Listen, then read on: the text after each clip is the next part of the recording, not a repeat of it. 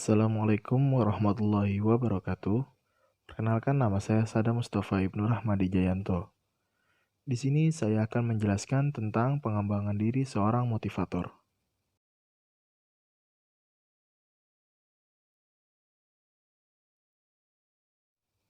Pengembangan diri.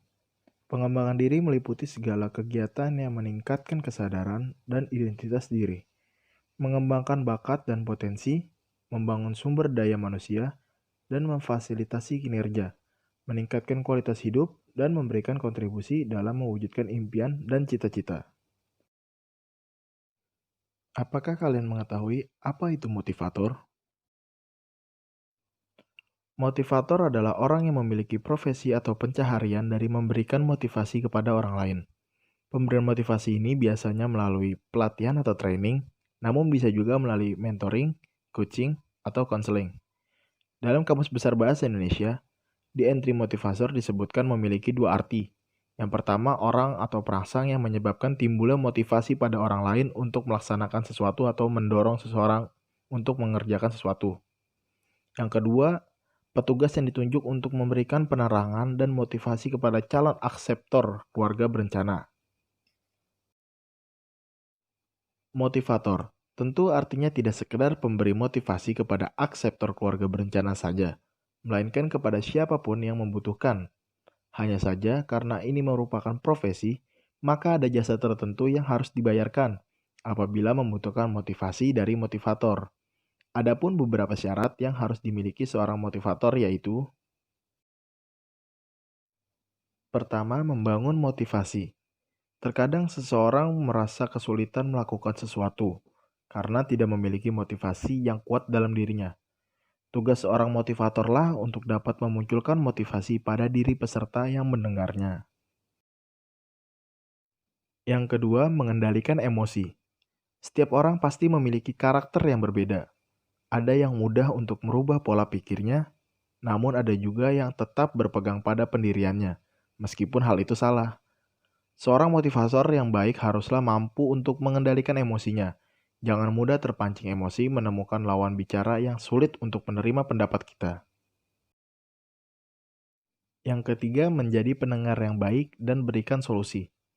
Jadilah pendengar setia, dengan begitu kita akan mengetahui hal apa yang menjadi tujuan lawan bicara kita, serta hal yang sedang dihadapinya.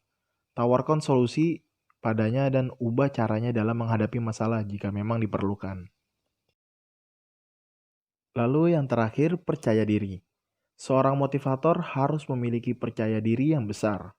Rasa percaya diri ini dapat muncul jika motivator tersebut sudah sukses menerapkan pola pikirnya dalam kehidupannya dan membuatnya menjadi orang yang berhasil. Lalu kira-kira kompetensi apa sih yang dibutuhkan untuk menjadi seorang motivator? Salah satu kompetensi yang dibutuhkan untuk menjadi seorang motivator adalah public speaking. Public speaking adalah proses komunikasi yang dilakukan di hadapan khalayak ramai atau sekelompok orang. Pada umumnya, public speaking bertujuan untuk memberikan informasi, mempengaruhi, atau menghibur orang banyak.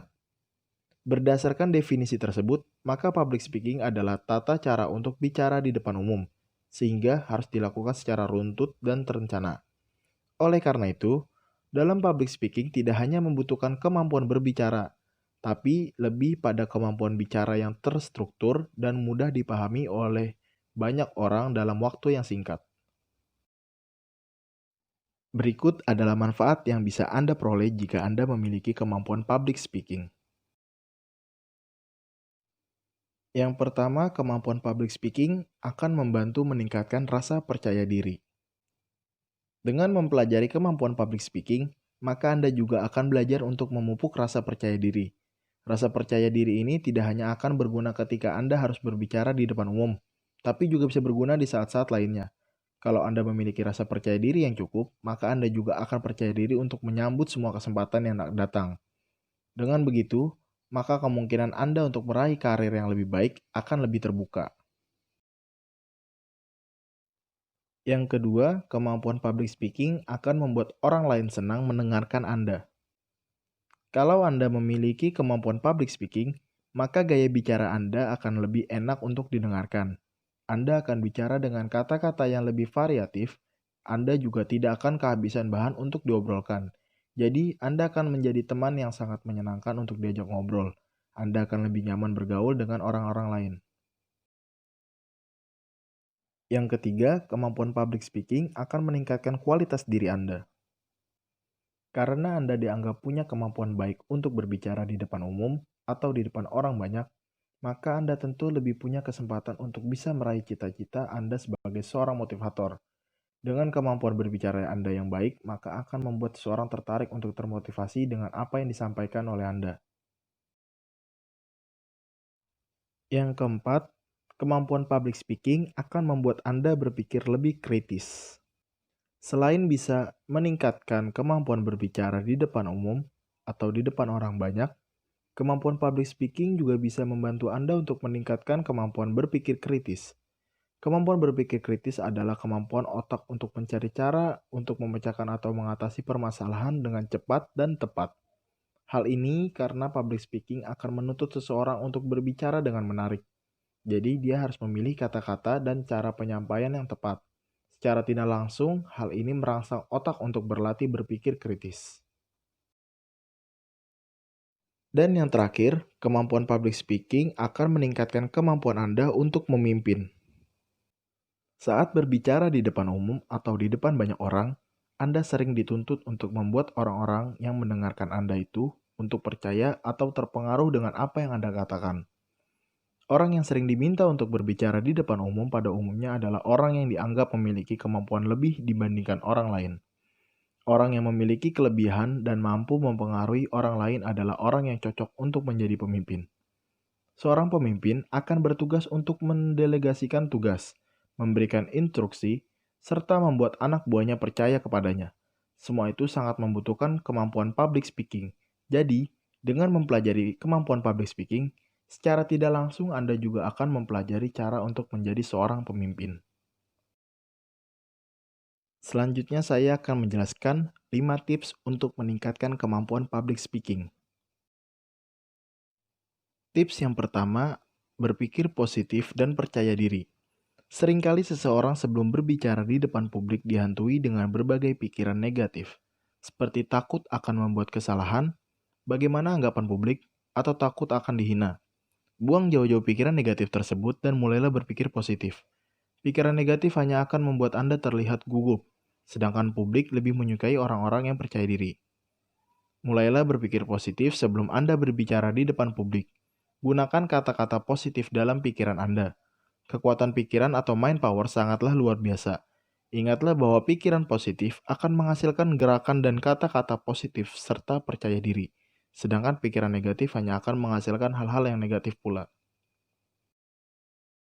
Tips yang kedua adalah perhatikan penampilan dan bahasa tubuh.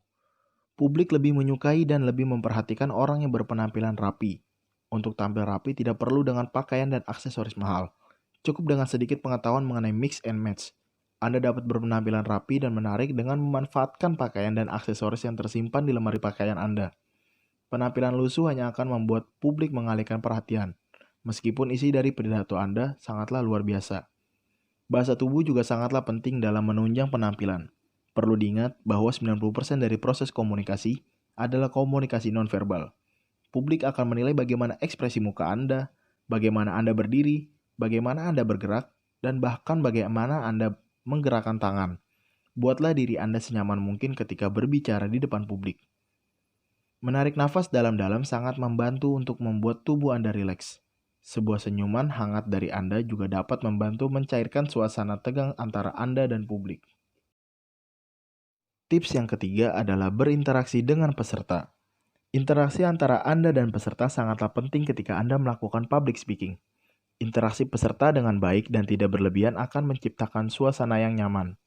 Selain itu, berinteraksi dengan peserta juga merupakan salah satu cara yang efektif untuk menarik perhatian. Melemparkan gurauan ringan, menanyakan kabar, serta melemparkan pertanyaan atau menanyakan pendapat ke peserta merupakan beberapa cara untuk berinteraksi. Mencoba menceritakan pengalaman pribadi juga merupakan salah satu cara untuk berinteraksi. Dengan menceritakan sedikit pengalaman pribadi atau kejadian sehari-hari yang menarik dan lucu akan membuat audiens lebih mengenal Anda. Selanjutnya, tips yang keempat, make it simple. Segala sesuatu yang simple akan lebih mudah untuk ditangkap dan dimengerti oleh publik. Buatlah sebuah konsep pidato yang sederhana dan hindari penggunaan kata-kata yang tidak lazim didengar. Selain itu, jangan membuat pidato Anda terlalu panjang.